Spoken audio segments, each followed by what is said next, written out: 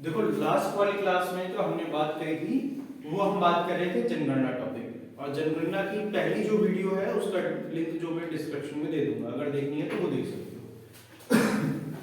Last वाली class में जो हमने बात करी थी वो जनगणना के बारे में बात करी थी। जनगणना होती क्या है?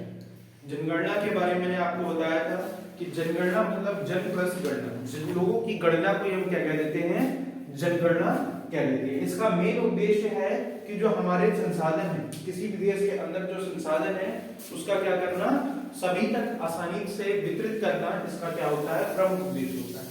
और साथ ही साथ जितनी भी जो, अगर हम बात करें, अगर आपको काउंटिंग पता होगी कि किसी देश में कितने लोग रहते हैं और क्या रहते हैं और किस तरह से संसाधनों का विभाजन करना चाहिए, तो आप क्या कर सकते हो, सारी चीजों को अच्छे से मैनेज कर सकते हो। इसलिए हमने क्या किया जाती है, जनगणना की जाती है। और लास्ट वाली क्लास में मैंने आप लोगों को बताया था कि जनगणना किस सूची का विषय है।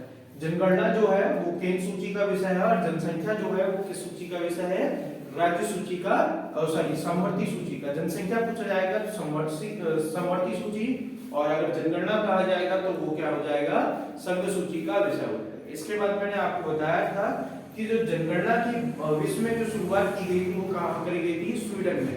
कब की गई थी, 1749 में क्या करी गई थी, स्वीडन में शुरुआत की। वहीं अगर मैं बात करूं दशकीय जनगणना की, तो दशकीय जनगणना की जो शुरुआत की गई है वो कब करी गई है, 70 सबसे पहले जो करी गई है वो कहां पर करी गई है, अमेरिका में की गई है। ठीक है, इस तरह से आप लोगों को याद रखना है। और उसके बाद मैंने आपको बताया था कि जनसंख्या की भारत में जो शुरुआत है वो किस कब हुई है, तो याद रखना भारत में जनसंख्या की जनगणना की जो शुरुआत है वो कब हुई है, 1872 में। किसके समय में हुई है, मेयो के समय। उस समय वायसराय कौन था, मेयो था। और उसके बाद दशकीय जनगणना, किसकी बात करी है, करते हैं, दशकीय जनगणना की। तो दशकीय जनगणना की शुरुआत कब हुई है, 1881 में। किसके समय पर बताई थी, रिपन के समय में हुई थी। इसके बाद मैंने कहा था जो जनगणना करने वाला जो अधिकारी होता है उसे क्या कहा जाता है, जनगणना आयोग, और इंग्लिश में क्या देंगे, सेंसस कमिश्नर, जब इनकी नियुक्ति की गई। परंतु बाद में इसको 1949 में इसको क्या कर दिया गया, चेंज कर दिया गया और इसे क्या कर दिया गया, registrar general and census commissioner के तौर पर इसे क्या करा गया, नियुक्त कर दिया। मतलब इस पोस्ट का जो नाम रख दिया गया वो क्या रख दिया गया, सेंसस कमिश्नर के स्थान पर registrar general and census commissioner के तौर पर इसे जाना जाता है। इसके बाद मैंने आपको बताया था कि क्षेत्रफल की दृष्टि से भारत के कौन सा स्थान है, 7वां सबसे बड़ा देश है। भारत जो है वो क्षेत्रफल की दृष्टि से इसके आधार पर, क्षेत्रफल के आधार पर 7वां सबसे बड़ा देश है। और भारत के पास अगर मैं बात करूं, एरिया जो है वो 2.45% ही हमारे पास क्या है, सिर्फ एरिया। और अगर मैं बात करूं, हम जो जनसंख्या में आते हैं वो कौन से स्थान पर आते हैं, दूसरे स्थान पर आते हैं। और दूसरे स्थान पर कौन सा आता है, भारत। और हमारे पास जनसंख्या कितनी निवास करती है, 17.5% जनसंख्या निवास करती है। कितना एरिया कितना है, तो 7वें क्षेत्रफल की दृष्टि पर हम कौन से नंबर पर आते हैं, 7वें नंबर पर। और भारत में जनसंख्या कितनी निवास करती है, तो 17.5% भारत में क्या करती है, जनसंख्या निवास करती है। अब सोचो हमारे पास कितना एरिया है, कितना कम जगह है, और लोग कितने हैं, इतने। पूरे विश्व का है 17.5% हमारे पास क्या करती है, जनसंख्या निवास करती है। इस तरह से हमने क्या करे थे, लास्ट वाली क्लास में आंकड़ों के बारे में बात करी थी। और उसके बाद मैंने आपको बताया था कि ये जो जनगणना है, जो हमारा जो टॉपिक है वो कौन सी जनगणना है, 2011। और ये क्या है, स्वतंत्र भारत की अगर मैं बात करूं तो कौन सी जनगणना हो जाएगी, 7वीं जनगणना हो जाएगी। कौन सी जनगणना हो जाएगी, 7वीं। और संपूर्ण भारत की, मतलब अगर मैं 1872 को भी इंक्लूड कर लूं तो ये कौन से नंबर की जनगणना हो जाएगी, 15वें नंबर की। तो कौन से नंबर की हो जाएगी, 15वें। वहीं अगर मैं बात करूं 15वीं जनगणना, और वहीं अगर मैं बात करूं 2021 की, क्योंकि 2021 में भी आपकी क्या है, हर 10 साल में जनगणना होती है, तो ये अगली जो जनगणना होगी वो कब होगी, 2021 में। और ये कौन सी हो जाएगी, तो ये स्वतंत्र भारत की 8वीं हो जाएगी। और यहां पर क्या हो जाएगा, ये कौन हो जाएंगे, 16वीं। संपूर्ण कौन सी हो जाएगी, 16वीं हो जाएगी। और मैंने आपको बताया था ये जो जनगणना होने वाली है ये कैसे होने वाली है, पेपरलेस जनगणना के तौर पर इसे क्या है, जाना जाएगा। कौन सी जनगणना को, इसको जाना जाएगा। इस तरह से हमने क्या है, लास्ट वाली क्लास में बात करी। अब मोस्ट इंपॉर्टेंट पॉइंट आता है कि साल, अब मैं आगे बात कर रहा हूं, ठीक है। इतना तो मैंने लास्ट टाइम आपको बता दिया। अब हम बात करते हैं आगे। भारत में मैंने उसके बाद आपको बताया था कि भारत में जो 1921 का जो ईयर है इसे क्या कहा जाता है, जनसंख्या का महान विभाजन रेखा कहा जाता है या महान विभाजन वर्ष कहा जाता है, क्योंकि इस साल जो हमारी जनसंख्या की वृद्धि दर थी वो कितनी थी, ऋणात्मक रही थी। हम पॉजिटिव में जाने की जगह क्या रहे थे, नेगेटिव रहे थे। 0.3 के समथिंग हम क्या रहे थे वहां पर, -0.3 में हमारी क्या रही थी, पॉपुलेशन उस समय ग्रोथ रेट रही। इस तरह से हमने लास्ट वाली क्लास में बात करी। अब आता है अगला पॉइंट आता है कि विश्व में सीधे क्वेश्चन पूछा जाता है, विश्व में परिवार नियोजन करने वाला विश्व का पहला देश, परिवार नियोजन करने वाला पहला देश विश्व में। तो परिवार नियोजन करने वाला पहला देश अगर आपसे पूछा जाए विश्व में तो वो कौन सा हो जाएगा, भारत। कौन सा देश है, परिवार नियोजन या परिवार नियोजन से संबंधित पॉलिसीज को लाने वाला पहला देश कौन सा है, तो वो कौन सा है, भारत। और भारत ने अपनी जनसंख्या को नियंत्रण करने का प्रयास कब से करने लगा, भारत देश की आजादी के बाद से ही हम क्या करने लगे, अपनी पॉलिसीज को चेंज करने लगे। और हमने क्या लिखा, राष्ट्रीय परिवार नियोजन पर हमने लोगों ने 1952 में ही पॉलिसीज को लॉन्च कर दिया। ऐसा करने वाला परिवार नियोजन पर सरकारी योजनाएं लाने वाला विश्व का पहला देश कौन सा हो जाएगा, भारत। क्वेश्चन बहुत पूछा जाता है। और तो परिवार नियोजन पर इस तरह की पॉलिसीज को कौन लेकर आया था, भारत। ये पॉइंट्स भी आप लोग याद रखें। इसके बाद अगला पॉइंट आता है कि अगर हम बात करें अगले पॉइंट की, तो मैं पहले हम धार्मिक बात करें कि धार्मिक जनगणना, ठीक है। भारत में अगर हम बात करें तो सर्वाधिक या बहुसंख्यक जो है वो कौन है, हिंदू। और हिंदुओं की जो संख्या है भारत में वो कितनी है, 79.8% भारत में कौन निवास करते हैं, तो याद रखना भारत में 79.8% भारत में हिंदू निवास करते हैं। वहीं दूसरे नंबर की सबसे बड़ी जो पॉपुलेशन है वो कौन हो जाएंगे, मुस्लिम। और मुस्लिम भारत में कितने निवास करते हैं, तो याद रखना 2% कौन निवास करता है, मुस्लिम निवास करते हैं। भारत में कितने 14.2% मुस्लिम निवास करते हैं। वहीं अगर मैं बात करूं दूसरे नंबर पर आता है ईसाई। भारत में ईसाई कितने निवास करते हैं, 2.3% क्या करते हैं, ईसाई।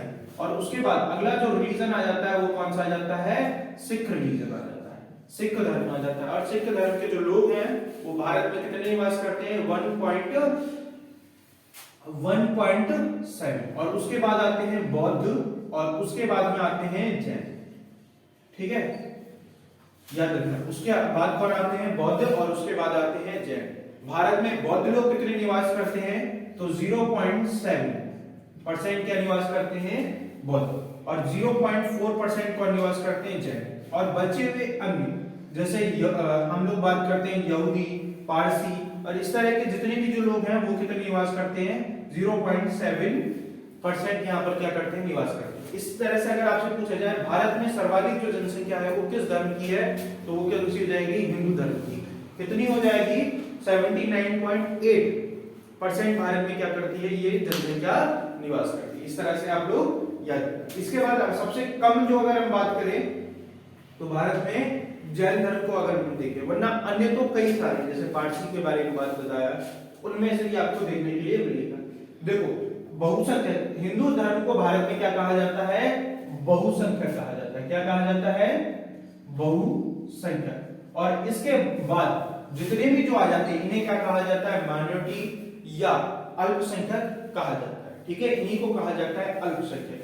और आपसे पूछा जाए कि कभी कभार पूछ लेता है अल्पसंख्यकों का निर्धारण किसके आधार पर किया जाता है, अल्पसंख्यकों का निर्धारण किसके आधार पर, भाषा एवं धर्म के आधार पर। यह क्वेश्चन पूछा गया है, अल्पसंख्यकों का निर्धारण किसके आधार पर करा जाता है, भाषा एवं धर्म के आधार पर किया जाता है।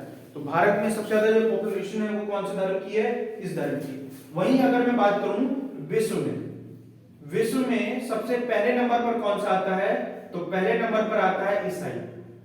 सर्वाधिक विश्व में कौन सा धर्म निवास करता है, ईसाई। और दूसरे पर कौन सा धर्म की जनसंख्या है, तो वो हो जाएगी मुस्लिम धर्म विश्व में दूसरे नंबर पर सर्वाधिक अपने पास क्या रखता है, पॉपुलेशन रखता है। इस तरह से आपको क्या करना है, याद रखना है। इसके बाद एक जनसंख्या नीति भी याद रखनी है जिसने बताया था कि भारत में, जिसने क्या बताया है कि भारत में जो पॉपुलेशन है वो कितने वर्ष में जाकर जो ग्रोथ रेट है वो क्या हो जाएगी, जीरो हो जाएगी, मतलब भारत की जो ग्रोथ रेट है वो जीरो हो जाएगी। तो एक नीति आई थी जिसे कहा जाता है जनसंख्या नीति, ठीक है। कौन सी नीति हो जाएगी, जनसंख्या नीति। और ये कब लॉन्च की गई थी, 2000 में से लॉन्च कब लॉन्च किया गया था, जनसंख्या नीति 2000 में से लॉन्च किया गया। और इसके अनुसार इसके अध्यक्ष भी कभी कभार पूछ लेता है, इसके अध्यक्ष कौन थे, जिसने भारत में हरित क्रांति की क्या करी थी, शुरुआत करी थी। किसने करी थी, एम.एस. स्वामीनाथन। क्या हो जाएगा, एम.एस. स्वामीनाथन। इनने क्या करी थी, भारत में हरित क्रांति की शुरुआत करी। और उसी से हम लोग क्या देखते हैं कि यहाँ पर आपको ये सारी चीजें देखने के लिए मिलती है। इसके बाद इस नीति में क्या कहा गया कि 2045 तक, कितने तक, 2045 तक जो भारत की जनसंख्या है वो क्या हो जाएगी, स्थिर हो जाएगी। क्या हो जाएगी, स्थिर हो जाएगी।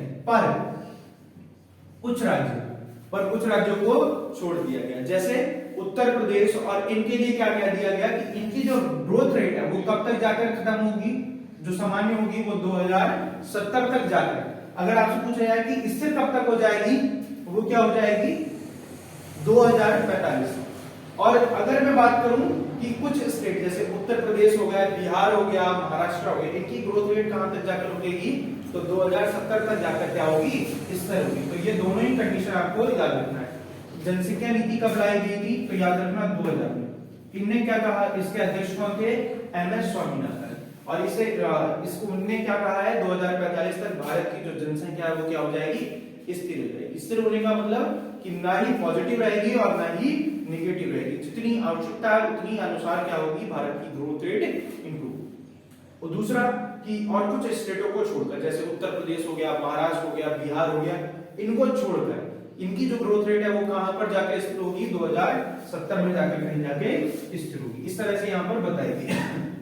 अब हम बात करते हैं जनसंख्या 2011, और अब हम बात करेंगे आंकड़ों के बारे में। किसके बारे में बात करेंगे, आंकड़ों के बारे में। मैंने बताया था कि भारत की 2011 के अनुसार जो जनसंख्या है वो कितनी है, कोई मुझे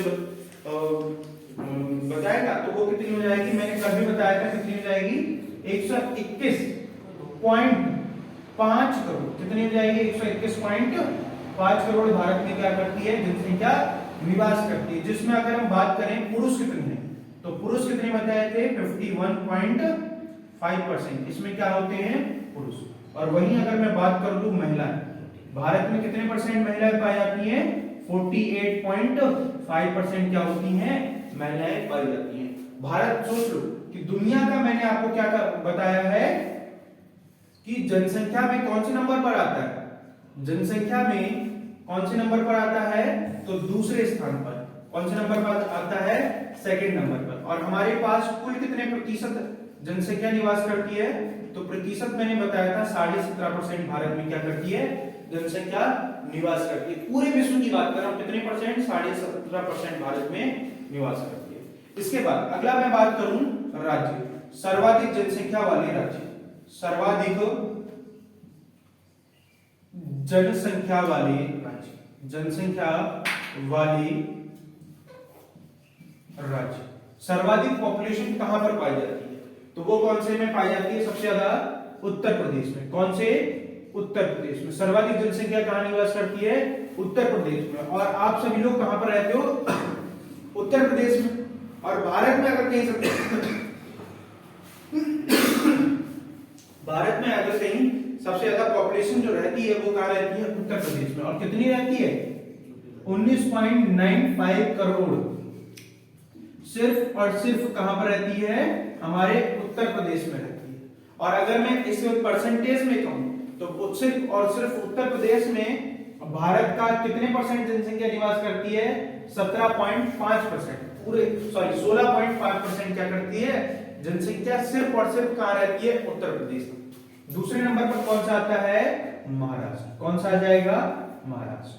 और तीसरे पर कौन सा हो जाएगा, ये तीनों में क्या करती है, सर्वाधिक जनसंख्या निवास करती है। वहीं अगर मैं बात करूं न्यूनतम जनसंख्या कहां पर है, न्यूनतम जनसंख्या जो है वो कहां पर निवास करती है, सिक्किम में। कौन सा स्टेट में सबसे कम निवास करती है, सिक्किम में। मात्र कितनी है, 6,10,000 कितनी है? 6,10,577 यहाँ पर क्या करती है? सिर्फ और सिर्फ जनसंख्या निवास करती है। अब तुम सोच लो यहाँ पर कितने करोड़ों में और यहाँ पर कितने 6 लाख में। अब तुम सोचो कितना बड़ा डिफरेंस हो गया। और दूसरे नंबर पर सर्वाधिक सबसे न्यूनतम जनसंख्या कहां पर निवास करती है? तो वो क्या हो जाएगा? मिजोरम। पहले पर सिक्किम, दूसरे पर मिजोरम और तीसरे पर कौन सा हो जाएगा? अरुणाचल प्रदेश। कौन सा हो जाएगा? अरुणाचल प्रदेश। दूसरे पर कौन सा हो जाएगा? अरुणाचल प्रदेश। इस तरह से। वहीं अगर मैं बात करूं कि सर्वाधिक क्या है जनसंख्या यूटी में, सर्वाधिक जनसंख्या किस यूटी में पाई जाती है? तो वो कौन सा यूटी हो जाएगा? दिल्ली। सर्वाधिक जनसंख्या किस यूटी में पाई जाती है? तो वो कौन सा यूटी हो जाएगा? दिल्ली। और अगर आपसे पूछ ले कि सर्वाधिक न्यूनतम जनसंख्या कहां पर पाई जाती है? न्यूनतम में याद रखना, तो न्यूनतम जनसंख्या किस यूटी में पाई जाती है? तो वो कौन सा हो जाएगा? तो वो आप लोगों को याद रखना है, सबसे न्यूनतम जो जनसंख्या पाई जाती है वो कहां पर पाई जाती है? लक्षद्वीप में पाई जाती है। कौन सी जगह पर पाई जाती है? लक्षद्वीप। देखो मैंने बताया सर्वाधिक जो जनसंख्या वो कहां पर रहती है? उत्तर प्रदेश में, फिर महाराष्ट्र में और फिर क्या हो जाएगा? बिहार। अगर मैं न्यूनतम की बात करूं तो कौन सा हो जाएगा? सिक्किम, मिजोरम और मिजोरम के बाद क्या हो जाएगा? अरुणाचल प्रदेश। वहीं अगर आपसे पूछा जाए कि कौन से यूटी में रहती है तो कौन सा हो जाएगा? दिल्ली। और न्यूनतम कहां पर रहती है? तो वो क्या हो जाएगा? लक्षद्वीप। एक बार किसी क्वेश्चन को इस तरह से पूछा था दिल्ली वाले को कि सर्वाधिक जनसंख्या भारत के किस शहर में रहती है? तो वो कौन सा शहर हो जाएगा? दिल्ली में सर्वाधिक जनसंख्या रहती है। इस तरह से आपका क्या करा गया है? क्वेश्चन को फॉर्म करा गया। इसके बाद अगला हम बात कर लेते हैं क्षेत्रफल में सबसे बड़ा राज्य भारत का। थोड़ा इसमें स्टैटिक्स को भी हम ऐड कर ले रहे हैं, ठीक है? उसके बाद आगे बढ़ते हैं। भारत का क्षेत्रफल की दृष्टि से सबसे बड़ा राज्य कौन सा है? भारत का क्षेत्रफल की दृष्टि से सबसे बड़ा राज्य, तो आपको पता है क्षेत्रफल में पहले नंबर पर कौन सा आता है? राजस्थान। कौन सा आ जाएगा? राजस्थान। दूसरे नंबर पर कौन सा आ जाएगा? आपका मध्य प्रदेश। कौन सा आ जाएगा? मध्य प्रदेश। और चौथे नंबर पर तीसरे नंबर पर कौन सा आ जाता है? तो महाराष्ट्र। और चौथे नंबर पर आपका कौन सा आ जाएगा? आपका उत्तर प्रदेश। चौथे नंबर पर कौन सा आ जाता है? उत्तर प्रदेश। वहीं अगर मैं बात करूं कि न्यूनतम कहां पर क्षेत्रफल है, तो न्यूनतम आपको याद रखना है, पहले पर कौन सा आ जाएगा? गोवा। और दूसरे पर कौन सा आ जाएगा? सिक्किम। दूसरे पर कौन सा आ जाता है? सिक्किम यहां पर आ जाएगा। सर्वाधिक कहां पर हो जाएगा? यहां पर, ठीक है? सर्वाधिक राजस्थान, मध्य प्रदेश, महाराष्ट्र और क्या हो जाएगा? उत्तर प्रदेश। और न्यूनतम सबसे ज्यादा जो है वो कहां पर है? गोवा में। और उसके बाद में कौन सा हो जाएगा? सिक्किम। अगला अगर हम बात करें कि क्षेत्रफल की दृष्टि से सबसे बड़ा जिला, क्षेत्रफल के आधार पर सबसे बड़ा जिला, क्षेत्रफल के आधार पर सबसे बड़ा जिला, सबसे बड़ा जिला ये भी बहुत पूछा जाता है। तो आप इस समय कौन सा है? तो सबसे बड़ा जिला जो हो गया वो कौन सा हो गया? अलीगढ़। और अगर यूटी पूछ ले तो वो कौन सा यूटी हो जाएगा? लद्दाख। कौन सा? अगर यूटी पूछ ले तो वो कौन सा हो जाएगा? लद्दाख। पहले कौन सा था? अंडमान निकोबार। अब कौन सा हो गया? क्षेत्रफल की दृष्टि से सबसे बड़ा यूटी लेके। और अगर इसको लिख लेना कारगिल। सबसे बड़ा कौन हो जाता है? कारगिल जिला सबसे ज्यादा। और अगर तुमसे पूछ ले, ठीक है, तो ये चीज आप याद रखिए। उसके बाद आ जाता है आपका कच्छ। पहले ये था, फिर ठीक है, और उसके बाद में ये हो जाएगा, ठीक है? ये चीज याद रखना। अगला चीज क्या हो जाएगा? अगला आपसे पूछा जाएगा कि अगला क्वेश्चन बनता है कि सर्वाधिक जनसंख्या वाला जिला। अगला बनता है सर्वाधिक जनसंख्या वाला जिला। कौन सा बनेगा? सर्वाधिक जनसंख्या वाला जिला। कौन सा है? सर्वाधिक जनसंख्या वाला जिला। और सर्वाधिक जनसंख्या वाला जो जिला है वो कौन सा है? ठाणे। और ठाणे कहां पड़ता है? महाराष्ट्र में। आप लोगों को पता होगा कि पहली ट्रेन जो चली थी वो कहां थी? तो याद रखना, जो पहली जो ट्रेन चली थी वो कहां थी? चली थी ठाणे से पुणे के बीच में चली थी। पहली जो ट्रेन चली थी वो ठाणे से पुणे के बीच में चली थी। ठीक है, याद रखना इतना। इसको थोड़ा करेक्शन कर लेना, क्षेत्रफल के आधार पर सबसे बड़ा जिला कौन सा है, लेह है, और जनसंख्या की दृष्टि से सबसे बड़ा जिला कौन सा है, ठाणे। क्लियर की बात। अगला, अगर मैं बात करूं न्यूनतम सबसे ज्यादा जनसंख्या कहां पाई जाती है, जिला में, न्यूनतम जनसंख्या वाला जिला, न्यूनतम जनसंख्या वाला जिला कौन सा है, देवांग घाटी। कौन सा हो जाएगा, देवांग घाटी। ये डिस्ट्रिक्ट का नाम है देवांग घाटी, और ये कहां पर है, अरुणाचल प्रदेश में। सर्वाधिक जनसंख्या वाला जिला कौन सा है, ठाणे, और न्यूनतम जनसंख्या वाला जिला कौन सा है, देवांग घाटी। क्लियर की बात। इसके बाद अगला क्वेश्चन आपसे बनता है कि भारत में दशकीय, अगला जो क्वेश्चन बनेगा, इतना याद रखना, ये मोस्ट इंपोर्टेंट पॉइंट्स होता है, ठीक है। अगला आपसे पूछ लेगा कि भारत में दशकीय जनसंख्या वृद्धि दर कितनी है, दशकीय जनसंख्या वृद्धि दर, दशकीय जनसंख्या वृद्धि दर, दशकीय जनसंख्या वृद्धि दर कितनी है। तो दशकीय जनसंख्या वृद्धि दर का मतलब है कि 10 साल में, कितने वर्ष में, 10 वर्ष में कुल कितने परसेंट की क्या हो रही है, जनसंख्या हो रही है, कितने परसेंट की क्या हो रही है, जनसंख्या में वृद्धि हुई। ठीक है, याद रखना। तो सर्वाधिक जो जनसंख्या वृद्धि है वो कितना हुआ है, 17.64% की भारत में क्या है, 17.64% भारत में क्या है, जनसंख्या वृद्धि दर। मतलब भारत में अगर कितने 2010 में कितने लोग थे, 100, तो अब भारत में कितने लोग हो गए होंगे, 17.64, 117.64 लोग हो जाएंगे। इस तरह से भारत की क्या हो रही है, जनसंख्या ग्रोथ कर रही है। और जो जनसंख्या ग्रोथ करती है वो किसके आधार पर करती है, चक्रवर्ती ब्याज के आधार पर करती है। तुम लोगों ने पढ़ा होगा, जब हम मैथ में करते हैं तो जनसंख्या पर आधारित प्रतिशत के जो क्वेश्चन होते हैं वो किस प्रकार करते हैं, वो इसी पर। तो भारत की जो जनसंख्या वृद्धि दर है वो कितनी है, 17.64% क्या है। अब हम बात करते हैं सर्वाधिक राज्यों की, सर्वाधिक जनसंख्या वृद्धि दर कहां की है, सर्वाधिक। तो याद रखना है सर्वाधिक कहां की है, तो वो सर्वाधिक कहां की है, मेघालय की। सर्वाधिक जो जनसंख्या वृद्धि दर है वो कहां की है, मेघालय की। और मेघालय कितने परसेंट के दर से क्या कर रहा है, ग्रोथ कर रहा है, तो 27.25% की दर से क्या कर रहा है, ग्रोथ कर रहा है। और वहीं अगर मैं बात करूं न्यूनतम जनसंख्या कहां की है, तो न्यूनतम जनसंख्या याद रखना वो कहां की हो जाएगी, नागालैंड। और इससे ही क्वेश्चन पूछा जाता है कि भारत का ऐसा कौन सा राज्य जिसकी जनसंख्या वृद्धि दर क्या रही है, ऋणात्मक रही है। और इसकी जो जनसंख्या वृद्धि दर है वो ऋणात्मक होने के साथ साथ कितनी है, -0.6% क्या है यहाँ की जनसंख्या वृद्धि दर। एक क्या है, पॉजिटिव में है, और सबसे ज्यादा जनसंख्या वृद्धि दर किसकी है, मेघालय की। कितनी है, 27.25% यहाँ की ग्रोथ रेट है। और न्यूनतम कितना है, तो याद रखना नागालैंड है, कितनी है, -0.6% यहाँ की क्या है, जनसंख्या वृद्धि दर। ये क्वेश्चन बहुत पूछा जाता है, भारत का ऐसा राज्य जहां पर जनसंख्या की ग्रोथ रेट क्या रही है, ऋणात्मक रही है, क्योंकि ये किस में, माइनस में। बहुत पूछा जाने वाला क्वेश्चन है, इसलिए इंपॉर्टेंट करके लिख लेना। इसके बाद पूछ लेता है यूटी, सर्वाधिक किस यूटी में, तो सर्वाधिक यूटी जो पूछ लेगा, यूटी मतलब यूनियन टेरिटरी।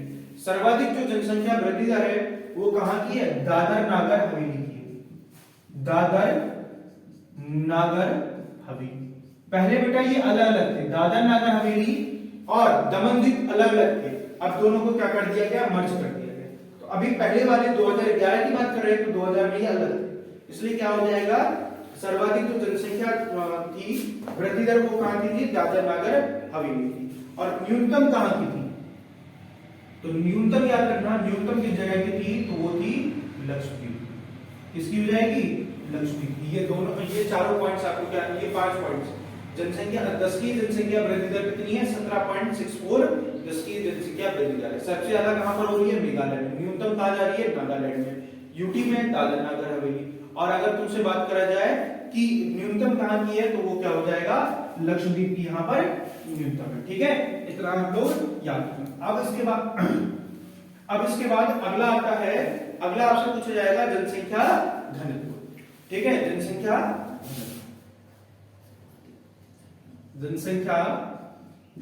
घनत्व, जनसंख्या घनत्व, पॉपुलेशन डेंसिटी जिसे कहा जाता है, ठीक है। और ये भारत की कितनी है, 382 व्यक्ति प्रति किलोमीटर। कितना है, 382 व्यक्ति प्रति किलोमीटर। मतलब क्या है, भारत में 1 किलोमीटर के दायरे में औसतन कितने लोग रहते हैं, तो याद रखना कितने लोग रहते हैं, 182 व्यक्ति रहते हैं। अब देखो सर्वाधिक किस राज्य का है, तो सर्वाधिक जो है वो किस राज्य का है, तो वो क्या है, 1 किलोमीटर में सर्वाधिक जो व्यक्ति रहते हैं वो कहां पर रहते हैं, बिहार में, ठीक है। कहां पर रहते हैं, बिहार में। कितना रहते हैं, 1106 व्यक्ति क्या रहते हैं 1 किलोमीटर के दायरे में, 1106, ठीक है। अब तुम सोच लो कि यहां से कितना ग्रोथ रेट इंप्रूव हो गया, 1000 अगर हम कहें मीटर में कितने लोग रह रहे हैं, ठीक है। एक इसका ये क्या है, वर्ग में हम बात करते हैं, व्यक्ति प्रति वर्ग किलोमीटर, ये स्क्वायर में होता है। तो ये स्क्वायर में 1 किलोमीटर का जो दायरा है उसमें कितने लोग रहते हैं, 1106 व्यक्ति यहाँ पर निवास करते हैं। और दूसरे नंबर पर कौन सा आता है, पश्चिम बंगाल। कौन से नंबर पर आ जाएगा, दूसरे नंबर पर पश्चिम बंगाल। अब बात करते हैं न्यूनतम, न्यूनतम लोग कहां पर निवास करते हैं, तो न्यूनतम जो जनसंख्या मतलब घनत्व है वो कहां पर है, अरुणाचल प्रदेश। कौन सी जगह हो जाएगा, अरुणाचल प्रदेश। अरुणाचल प्रदेश में कुल कितनी जनसंख्या निवास करते हैं, 1 किलोमीटर पर स्क्वायर में, किलोमीटर स्क्वायर में कितने लोग रहते हैं, सिर्फ और सिर्फ 17 लोग रहते हैं। यहां पर कितना है, एक कंपैरिजन करो 1106 और एक कंपैरिजन करो 17, मतलब 1000 से भी कम लोग रह रहे हैं एक जगह पे, और एक जगह पे कितनी है कि यहां पर क्या है, भीड़ भरी हुई। तो तुम कंपैरिजन कर लो। और उसके बाद में कौन आता है, मिजोरम। और मिजोरम में कितने लोग निवास करते हैं, सिर्फ और सिर्फ 52। मिजोरम में 1 किलोमीटर के दायरे में कितने लोग निवास करते हैं, सिर्फ 52 लोग यहाँ पर निवास करते हैं। क्लियर थी बात। अब हम बात करते हैं जनसंख्या घनत्व, किसमें, यूटी में। ये तो हो गया राज्यों में, और अब हम बात करते हैं यूटी में। सर्वाधिक जो पॉपुलेशन डेंसिटी है वो भैया तुम्हारी राजधानी दिल्ली की है। कितनी है भाई साहब, अब तुम सोच लो कितनी है, 11,320। कितनी है, 11,320 व्यक्ति।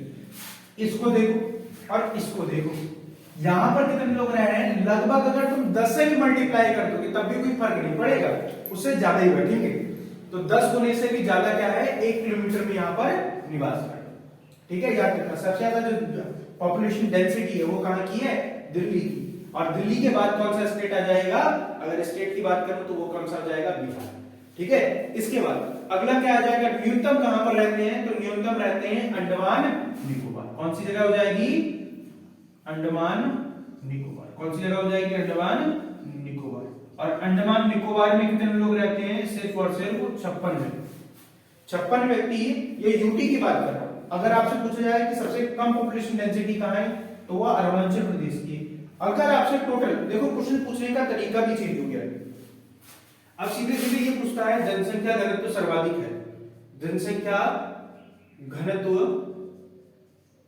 सर्वाधिक है, क्वेश्चन ये दिया सर्वाधिक है। पहला ऑप्शन दे दिया, कंफ्यूज करने के लिए पहला ऑप्शन देगा बिहार, दूसरा ऑप्शन देगा पश्चिम बंगाल, और तीसरा ऑप्शन क्या दे देगा, दिल्ली, और चौथा ऑप्शन क्या दे देगा, मान लो चौथा ऑप्शन दे दिया, चौथे नंबर पर दे दिया आपको ये उत्तर प्रदेश। तो अब क्या करोगे, तुमने पढ़ रखा है कि सबसे ज्यादा जो पॉपुलेशन डेंसिटी है वो कहां की है, बिहार की। तुम लोग देखते नहीं हो क्या कह रहा है, क्या उसने यहां पर राज्य दिया है, क्या उसने यहां पर यूटी दिया है, नहीं। तो आंसर क्या हो जाएगा, दिल्ली। याद रखना, तब आंसर क्या हो जाएगा, दिल्ली। और अगर आपसे कहे स्पेसिफिक राज्य बताओ सर्वाधिक क्या है, राज्य पे कौन सा हो जाएगा, तब आंसर हो जाएगा बिहार। जब सीधे सीधे ये क्वेश्चन दिया गया सर्वाधिक जनसंख्या घनत्व कहां पर है, तो वो क्या हो जाएगा, दिल्ली। और अगर आपसे पूछ ले कि सर्वाधिक जनसंख्या घनत्व किस राज्य या यूटी में, तब भी आंसर क्या हो जाएगा, दिल्ली। और अगर आपसे पूछे कि सर्वाधिक जनसंख्या घनत्व किस राज्य में है, तो वो क्या हो जाएगा, तब आंसर हो जाएगा हमारा बिहार। दोनों में डिफरेंस समझो। ठीक है, कुछ भी यहाँ से पूछा जा सकता है। इस तरह से याद रखना, जनसंख्या घनत्व भारत का कितना है 382 व्यक्ति प्रति वर्ग किलोमीटर स्क्वायर। सबसे ज्यादा कहां रहते हैं राज्य में? अगर मैं बात करूं बिहार में कितने रहते हैं 1106। फिर कौन हो जाएगा? पश्चिम बंगाल। दूसरे नंबर पर अगर बात करें तो न्यूनतम में कौन सा आ जाएगा? पहला पे आ जाएगा तो अरुणाचल प्रदेश, और दूसरे पर कौन सा आ जाएगा? मिजोरम। अरुणाचल प्रदेश की जनसंख्या भी याद रखो कितना 17। इसके बाद दिल्ली, दिल्ली में कितने रहते हैं? सर्वाधिक रहते हैं कितने 11,320 व्यक्ति प्रति वर्ग किलोमीटर। उसके बाद में कौन सा आ जाएगा? न्यूनतम में अगर बात करें तो वो हो जाएगा अंडमान निकोबार द्वीप समूह। यहाँ पर क्या होता है? सबसे ज्यादा यूटी में जनसंख्या घनत्व पाया जाता है। ठीक है, ये चीज आप याद रखना। और जनसंख्या घनत्व पूछा जाए तो किसमें निकाला जाता है? 1 किलोमीटर के दायरे में जितने भी लोग निवास करते हैं उन्हें किसके आधार पर देखा जाता है? जनसंख्या घनत्व के आधार पर देखा जाता है। क्लियर? इसके बाद आता है लिंगानुपात।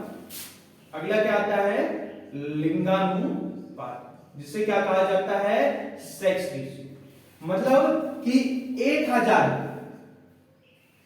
1000 व्यक्तियों पर कुल महिलाओं की संख्या क्या हो जाएगा? महिलाओं की संख्या को क्या कहा जाता है? लिंगानुपात कहा जाता है। 1000 व्यक्तियों पर महिलाओं की संख्या को क्या कहा जाता है? लिंगानुपात कहा जाता है। विश्व का अगर मैं बात करूं, विश्व का लिंगानुपात कितना है? विश्व का तो विश्व में कुल कितना लिंगानुपात आता है? 984। कितना आता है? 984। विश्व में अगर हम बात करें 1000 पुरुषों पर कितनी महिलाएं हैं? 984। और अगर मैं भारत में बात करूं तो भारत में कितनी है? 943। भारत में कितना हो जाएगा? 943 क्या हो जाएंगी? 1000 पुरुषों पे कितनी महिलाएं? 943। बेटा इसीलिए कहते हैं मेहनत कर लो, मेहनत ना करी तो कहीं तुम इनको छोड़कर ना हो जाओ। ठीक है, इसलिए मेहनत कर लो। ठीक, इसके बाद अगला है सर्वाधिक कहां पर है लिंगानुपात? ये तो सभी को पता है सर्वाधिक, और यही बहुत क्वेश्चन पूछा जाता है। ऐसा कौन सा राज्य है जहां पर लिंगानुपात पॉजिटिव है या 1000 से अधिक है? तो वो कौन सा राज्य हो जाएगा? केरल। कौन सा हो जाएगा? केरल। और केरल में कितना है? 1084। मतलब क्या है? एक्स्ट्रा है वहां पर। ठीक है, 1000 पुरुषों पर कितनी महिलाएं हैं? 1084 महिलाएं। उसके बाद में कौन आता है?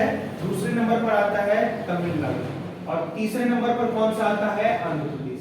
तमिलनाडु, और तीसरे पर कौन सा आ जाएगा?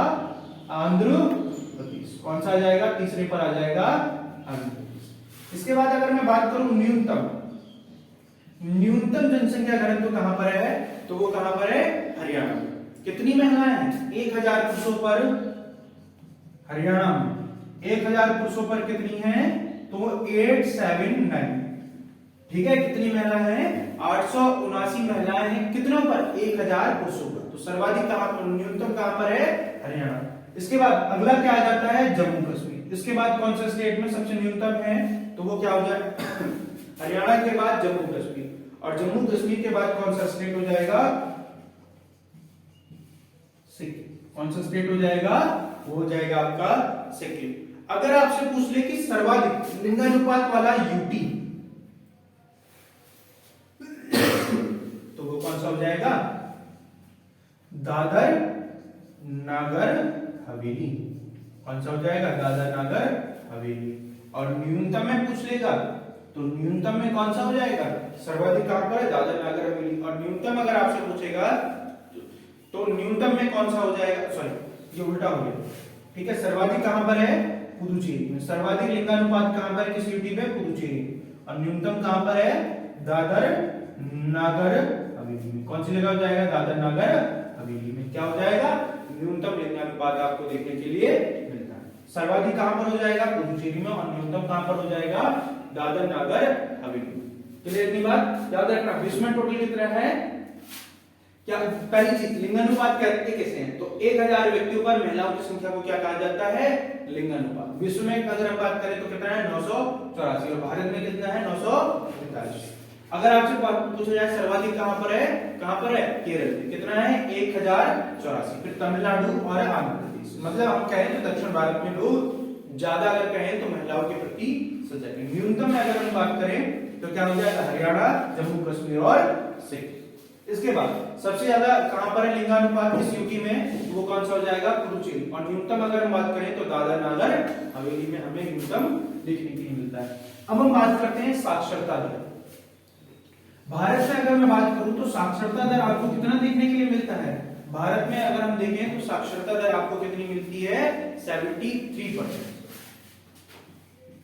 साक्षरता कितनी देखने के लिए मिलती है, 73%। अब तुम सोचो कि भारत में कितने लोग हैं, 100, और उसमें से भी अभी भी कितने लोग, 27% लोग क्या है, साक्षर नहीं है। और साक्षर हम उन्हें किन्हें कहते हैं, जो क्या कर चुके हो, 7 वर्ष से जिनकी क्या हो, 7 वर्ष पूर्ण कर चुके हो, या 7 वर्ष जिनकी आयु क्या हो, अधिक हो, और वो एक निश्चित समय में एक छोटे से वाक्य को पढ़ने और लिखने में क्या हो, सक्षम हो। जैसे आपने, जैसे मैं इनडायरेक्ट वे से कहूं तो हमारे यहाँ वो लोग साक्षर हैं जो थोड़ा बहुत पढ़ना जानते हैं और थोड़ा बहुत लिखना जानते हैं, ठीक है, बस सिर्फ और सिर्फ अंगूठा टेक नहीं होना चाहिए, थोड़ा पढ़ना जानते हो और थोड़ा लिखना जानते हो, बस। ये कहा जाता है कि 7 वर्ष से अधिक के वो लोग जिन्हें क्या हो, थोड़ा पढ़ना आता है और थोड़ा लिखना आता है, या छोटे से वाक्य को निश्चित समय के अंदर वो पढ़ सकते हैं, उन्हें क्या कहा जाता है, साक्षर। तो उनमें है। और अगर हम वास्तविकता में अगर हम बात करें साक्षरता की, तो भाई साहब तुम सोच लो कि वास्तविकता में जो किसी लायक व्यक्ति हैं, जो थोड़े बहुत अच्छे तरीके से जिन्हें पढ़ाई कर रखी है, वो तुम सोच लो वो इससे भी कम हो जाएंगे, उनका रेशियो जो आ जाएगा वो लगभग 50% के आसपास आ जाएगा, जो मतलब पढ़ने में ठीक ठाक। तो साक्षरता दर हमारे यहाँ तो कितनी है, 73%। याद रखना।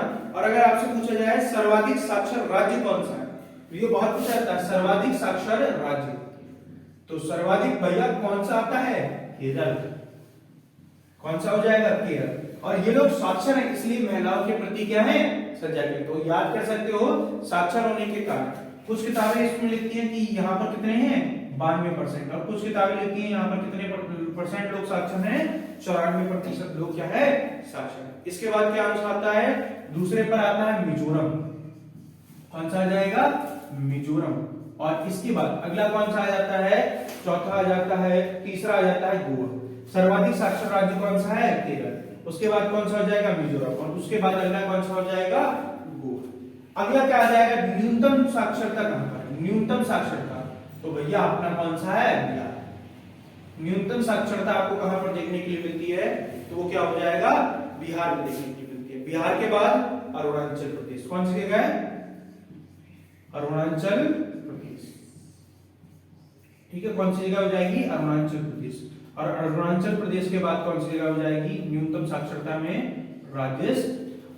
सर्वाधिक साक्षरता कहां पर है, केरल, मिजोरम। को न्यूनतम कहां पर है, तो वो कौन सा हो जाएगा, बिहार, अरुणाचल प्रदेश। और अगला क्या हो जाएगा आपका, राजस्थान। अगर हम बात करें यूटी में सर्वाधिक साक्षर कहां पर है, तो यूटी में सर्वाधिक साक्षर कहां पर है, लक्षद्वीप में। वही चीज है, जहां पर सर्वाधिक लोग शिक्षित हैं वहीं पर सर्वाधिक क्या है, लिंगानुपात। और जहां पर न्यूनतम की बात करूं तो न्यूनतम में कौन सा आ जाएगा, वही चीज आ जाएगी, दादर नागर हवेली आ जाएगी। कौन सी आ जाएगी, दादर नागर हवेली। कौन सी जगह आ जाएगी, दादर नागर हवेली, ठीक है। यहाँ पर लोग कम पढ़े लिखे, तो यहाँ पर क्या है, लिंगानुपात भी कम है। और यहाँ पर लोग ज्यादा पढ़े हुए, तो लिंगानुपात भी सबसे ज्यादा इनका देखने के लिए मिलता है। अब हम बात करते हैं अनुसूचित जनजाति के बारे में, सॉरी जाति के बारे में। इतना क्लियर हो गया, ये आपने बहुत पूछा। इसके बाद अगला आपसे पूछा जाता है अनुसूचित जाति कहां पर रहती है, अनुसूचित जाति। अगला मैं बात करूं अनुसूचित जाति में, तो इसे क्या कहा जाता है, एसटी कहा जाता है, एससी कहा जाता है। क्या कहा जाता है, शेड्यूल कास्ट कहा जाता है। और सर्वाधिक जो जाति निवास करती है वो कहां पर निवास करती है, उत्तर प्रदेश में। सर्वाधिक अनुसूचित जाति कहां पर निवास करती है, उत्तर प्रदेश में। और दूसरे नंबर पर कौन सा आता है, पश्चिम बंगाल में, ठीक है। कहां पर, उत्तर प्रदेश में और पश्चिम बंगाल। अगर मैं प्रतिशतता के आधार पर बात करूं तो सबसे ज्यादा जो प्रतिशत जो एससी हैं वो कहां पर पाए जाते हैं, पंजाब। कौन सी जगह पाए जाते हैं, परसेंटेज में बात कर रहा हूं, सर्वाधिक कहां पर हो जाएंगे, वो कौन सा स्टेट हो जाएगा, पंजाब, ठीक है, याद रखना प्रतिशत में। और अगर मैं बात करूं न्यूनतम कहां पर पाए जाते हैं, तो न्यूनतम कहां पर है, न्यूनतम, तो न्यूनतम कहां पर हो जाएगा, मिजोरम। कौन सी जगह हो जाएगी? मिजोरम। और दूसरे नंबर पर कौन सा हो जाएगा? मेघालय। न्यूनतम अनुसूचित जाति कहां पर पाई जाती है? मिजोरम और मेघालय। और प्रतिशत बात करूं प्रतिशतता में, तो वो भी कौन सा जगह हो जाएगी? पंजाब। सॉरी, तो प्रतिशतता में अगर मैं बात करूं तो वो भी कौन सी जगह हो जाएगी? मिजोरम। मिजोरम में क्या है? परसेंटेज के आधार पर भी क्या होता है? यहाँ पर कम पॉपुलेशन पाई जाती है। किसके आधार पर? प्रतिशतता के आधार पर सबसे कम पॉपुलेशन कहां पर है? मिजोरम में। वैसे अगर मैं कहूं तो एससी का सबसे कम कहां रहती है? मिजोरम में। सर्वाधिक एससी कहां पर रहते हैं? तो उत्तर प्रदेश में। प्रतिशतता के आधार पर कहां पर रहते हैं? पंजाब। इसके बाद अगला आता है एसटी, अनुसूचित जनजाति जिन्हें कहा जाता है।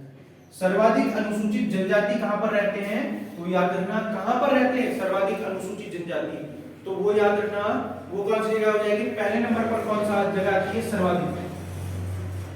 सर्वाधिक में पहले नंबर पर कौन सा आता है? लक्षद्वीप। कौन सी जगह आती है? लक्षद्वीप। दूसरे पर कौन सा आता है? लक्षद्वीप के बाद अगला, लक्षद्वीप के बाद अगला आता है मिजोरम। कौन सी जगह आ जाएगी? मिजोरम। और भैया न्यूनतम में बात कर लेंगे तो न्यूनतम में कहां पर आ जाएगा? अपना उत्तर प्रदेश। न्यूनतम जनसंख्या कहां पर निवास करती है? एसटी की, तो वो कहां पर है? न्यूनतम। और उत्तर प्रदेश के बाद अगले नंबर पर कौन सा आता है? तमिलनाडु हो जाएगा। कौन सा आ जाएगा? तमिलनाडु हो जाएगा। ठीक है, याद रखना। इसके बाद मोस्ट इंपोर्टेंट करके आप लिखना चाहो तो लिख सकते हो, पुदुचेरी, पंजाब, हरियाणा, दिल्ली और चंडीगढ़ में कोई भी अगर मैं बात करूं तो कोई भी आपको यहाँ पर क्या देखने के लिए मिलती है? दिल्ली, पुदुचेरी, पंजाब, हरियाणा और पंजाब, इनमें आपको क्या है? कोई किसी भी प्रकार की एसटी देखने के लिए नहीं मिलती। कौन कौन सी जगह होता है कि दिल्ली, पुदुचेरी, पंजाब, हरियाणा और चंडीगढ़, इसमें आपको एसटी की कोई भी जनजाति यहाँ पर निवास करते हुए नहीं मिलती है। ठीक है, याद रखना। इसी तरह से एक ये करंट का क्वेश्चन है कि भारत में सर्वाधिक, अगर आपसे पूछा जाए कि सर्वाधिक वन कहां पर पाए जाते हैं, तो वो कौन सी जगह हो जाएगी? सर्वाधिक जो वन पाए जाते हैं वो कहां पर पाए जाते हैं? मध्य प्रदेश में। और अगर आपसे पूछा जाए कि सर्वाधिक जो वन आच्छादित क्षेत्र है वो कौन सा है? सर्वाधिक वन आच्छादित अगर मैं बात करूं परसेंटेज के आधार पर, तो वो कौन सा हो जाएगा? मिजोरम। प्रतिशतता के आधार पर सर्वाधिक कहां पर पाए जाते हैं? मिजोरम में। और सर्वाधिक वनों की जो वृद्धि हो रही है वो किस राज्य में? तो वो कौन सा हो जाएगा? आंध्र प्रदेश में। ठीक है, और सबसे न्यूनतम जो वन पाए जाते हैं वो कहां पर पाए जाते हैं? तो याद रखना हरियाणा में। सबसे न्यूनतम वन कहां पर पाए जाते हैं? हरियाणा में। ये 4 पॉइंट्स मोस्ट इंपोर्टेंट है। देखो आज हमने जो बात करी है वो जनगणना के आधार पर। तो सबसे पहले मैंने तुम लोगों को क्या बताया था कि सबसे ज्यादा जो पॉपुलेशन है वो भारत में कौन से नंबर पर आती है? दूसरे नंबर पर। पहले जो विश्व में अगर हम बात करें तो सर्वाधिक जनसंख्या कहां पर निवास करती है? तो याद रखना विश्व में अगर सर्वाधिक जनसंख्या बात करें तो मैंने आपको बताया था कि 3 आपको इंपॉर्टेंट है। पहला चीन, दूसरा कौन सा हो जाएगा? भारत, और तीसरा पर कौन सा हो जाएगा? यूएसए। भारत में अगर मैं कहूं तो दूसरे नंबर पर सर्वाधिक क्या है? जनसंख्या निवास करती है। और दूसरे नंबर पर भी कितने परसेंट जनसंख्या निवास करती है? 17.5% भारत में जनसंख्या निवास करती है। इसके बाद अगर मैं बात करूं भारत की जो पॉपुलेशन है वो कितनी है? 121 करोड़ कह सकते हैं कि इतनी क्या है भारत में जनसंख्या निवास करती है, जिसमें से 51.5% क्या है? मेल है, और बचे हुए कौन रह जाएंगे? फीमेल। मतलब 48.5% क्या है यहाँ पर? फीमेल देखने के लिए मिलती है। भारत में सर्वाधिक जनसंख्या वाला राज्य कौन कौन सा है? उत्तर प्रदेश, उत्तर प्रदेश, महाराष्ट्र और उसके बाद में क्या हो जाएगा? बिहार। उत्तर प्रदेश में क्या है? 19.9 लगभग 20 करोड़ क्या है जनसंख्या निवास करती है। पूरे भारत का कितने, अगर हम कहें तो पूरे भारत का कितने परसेंट जनसंख्या निवास करती है? तो 16.5% उत्तर प्रदेश में क्या करती है? जनसंख्या निवास करती है। और सबसे कम अगर हम बात करें तो न्यूनतम जो जनसंख्या पाई जाती है वो किस स्टेट में पाई जाती है? सिक्किम में पाई जाती है। सिक्किम, अरुणाचल प्रदेश और इनमें क्या है? सबसे कम जनसंख्या निवास करती है। इसके बाद अगला मैंने आपको बताया था कि सर्वाधिक जनसंख्या किस यूटी में पाई जाती है, तो वो कौन सा हो जाएगा? याद रखना दिल्ली सबसे। और इसी तरह से मैंने आपको बताया था सबसे ज्यादा जो किसी शहर में जनसंख्या निवास करती है वो शहर में कौन सा हो जाएगा? दिल्ली। और न्यूनतम जनसंख्या सबसे ज्यादा कहां पर निवास करती है? तो वो कौन सा हो जाएगा? याद रखना न्यूनतम जनसंख्या वाला, तो वो भी आपको क्या देखने के लिए मिलेगा? न्यूनतम जनसंख्या कहां पर निवास करती है? तो याद रखना वो हो जाएगा लक्षद्वीप। ठीक है, न्यूनतम जनसंख्या कहां पर रहती है? लक्षद्वीप में, यूनियन टेरिटरी की बात करें। ठीक है, इस तरह से याद रखना। अगला क्या हो जाएगा? अगला अगर हम बात करें तो अगला आपके लिए क्या देखने के लिए मिलता है कि अगला मैंने आपको बताया था कि अगला है कि क्षेत्रफल की दृष्टि से सबसे बड़ा जिला कौन सा है। तो क्षेत्रफल की दृष्टि से सबसे बड़ा जिला कौन सा था, तो याद रखना कौन सा बताया था, लेह। और क्षेत्रफल की दृष्टि से सबसे बड़ा यूटी कौन सा बताया था, तो वो था लद्दाख। और इसके बाद मैंने आपको बताया था कि क्षेत्रफल की दृष्टि से सबसे बड़ा राज्य कौन सा बताया था, तो वो बताया था राजस्थान, मध्य प्रदेश, महाराष्ट्र और महाराष्ट्र के बाद उत्तर प्रदेश। इस तरह से हमने क्या करा था, डिस्कस करा था। इसके बाद मैंने आपको बताया था कि सबसे ज्यादा जो जनसंख्या है वो किस जिले में रहती है, तो वो कहाँ रहती है, ठाणे के महाराष्ट्र में, ठाणे महाराष्ट्र में रहती है। और न्यूनतम जो जनसंख्या है वो कहाँ पर निवास करती है, देहांग घाटी, कहाँ पर, देहांग घाटी अरुणाचल प्रदेश में निवास करती है। इसके बाद अगर मैं बात करूं सर्वाधिक जनसंख्या घनत्व कहां का है, तो वो कहां का है, अगर पहले नंबर पर आ जाता है दिल्ली, कितना बताया था, 11,320। उसके बाद में क्या आ जाता है, अगर राज्य की बात करें सर्वाधिक कहां पर निवास करता है, तो वो कौन सा हो जाएगा, बिहार। उसके बाद में क्या हो जाएगा, पश्चिम बंगाल। सबसे न्यूनतम अगर हम बात करें तो जनसंख्या घनत्व कहां का पाया जाता है, वो कहां का है, वो हो जाएगा आपका, सबसे न्यूनतम जनसंख्या घनत्व आपको कहां का देखने के लिए मिलेगा, तो वो हो जाएगा आपका अरुणाचल प्रदेश। कितना देखने के लिए मिलेगा, 70। और वहीं अगर मैं बात करूं कि न्यूनतम जनसंख्या फिर कौन सा आ जाएगा, आपको मिजोरम देखने के लिए मिलता है। इसके बाद मैंने आपको बताया था भारत की जनसंख्या वृद्धि दर कितनी है, 17.64% भारत की क्या है, जनसंख्या वृद्धि दर है। और सबसे ज्यादा वृद्धि कहां पर हुई है, मेघालय में। और न्यूनतम वृद्धि दर कहां की है, तो याद रखना नागालैंड। ठीक है, मैंने आपको बताया था कि भारत में जो जनसंख्या घनत्व है वो कितना है, 382 व्यक्ति प्रति वर्ग किलोमीटर है। भारत में अगर मैं कहूं तो कितने परसेंट लोग साक्षर हैं, 73% लोग क्या हैं, साक्षर हैं। और सर्वाधिक साक्षर कौन से स्टेट में है, तो हो जाएगा केरल, तमिलनाडु, और उसके बाद में कौन सा हो जाएगा, आंध्र प्रदेश। इसके बाद अगर मैं बात करूं कि मैंने आपको बताया था कि अगला अगर हम देखें तो न्यूनतम साक्षर कहां पर है, तो न्यूनतम कहां पर हो जाएगा, बिहार। बिहार के बाद अगला कौन सा हो जाएगा, बिहार, अरुणाचल प्रदेश और राजस्थान। सर्वाधिक साक्षरता कहां पर देखने के लिए मिलती है, लक्षद्वीप में। और न्यूनतम साक्षरता कहां पर देखने के लिए मिलती है, दादरा नगर हवेली में हमें देखने के लिए मिलती है। सर्वाधिक अनुसूचित जाति कहां निवास करती है, उत्तर प्रदेश में। प्रतिशतता के आधार पर कहां पर सर्वाधिक निवास करती है, तो वो क्या हो जाएगा आपका, पंजाब। और अगर मैं बात करूं सबसे ज्यादा एसटी कहां पर रहती है, तो वो कहां पर रहते हैं, लक्षद्वीप में। और सबसे कम कहां पर रहते हैं, तो वो कौन सा हो जाएगा, उत्तर प्रदेश में सबसे कम निवास करते हैं। इसके बाद मैंने आप लोगों को बताया कि सबसे ज्यादा भारत में जो वन है वो कहां पर पाए जाते हैं, मध्य प्रदेश में। और सबसे जो कम वन पाए जाते हैं वो कहां पर पाए जाते हैं, हरियाणा में। सबसे ज्यादा वन प्रतिशतता के आधार पर वन कहां पर पाए जाते हैं, मिजोरम में। ठीक है, और अगर मैं बात करूं, और इसके बाद अगला आता है कि सबसे ज्यादा वन प्रतिशतता के आधार पर अगर वृद्धि करी जा रही है, तो वो कहां पर करी जा रही है, तो वो कहां पर की गई है, आंध्र प्रदेश में की गई है।